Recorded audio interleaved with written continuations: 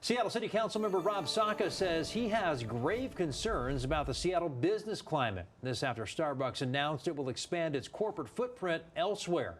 KOMO City reporter Chris Daniels sat down with Saka today for an exclusive interview. Chris? Preston, Saka lived in the corporate business world as an attorney for Microsoft and Meta before he was elected to the Seattle City Council, and acknowledges that he is trying to change outside perspectives about the city and the state being not friendly to businesses, and says he will be meeting with Starbucks executives in the coming days to try and smooth over some rough waters.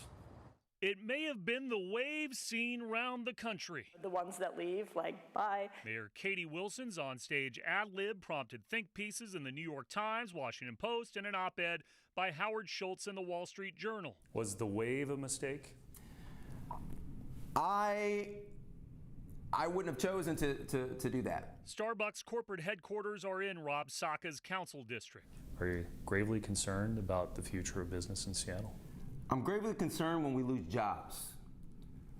I'm gravely concerned when we don't have enough employers paying living wage jobs. I think it's incredibly counterproductive when we seek to trivialize or villainize the perspective of anyone, whether we agree or disagree. What is the message you're going to try to send Starbucks when you meet with them? We're open for business. We appreciate you just like we appreciate all of our governing partners. You have seen what has happened with office space and return to work, and this is now a 6-year, 7-year trend in Seattle. How do you recruit businesses to come back to Seattle and start filling up storefronts? The number one thing we can do to support our business community is create a safe place for their workers, customers, suppliers, partners to gather, to work, to thrive. The budget hole is going to be big. There's going to have to be cuts or more revenue. If she or her staff comes down to the second floor and says, hey, we need to expand the Jumpstart tax and tax business even more, what are you going to tell them? That Jumpstart proposal, theoretical right now, I would be very worried and concerned about the volatility of that and the impact, because everyone here has a choice. Residents choose to live in Seattle or not.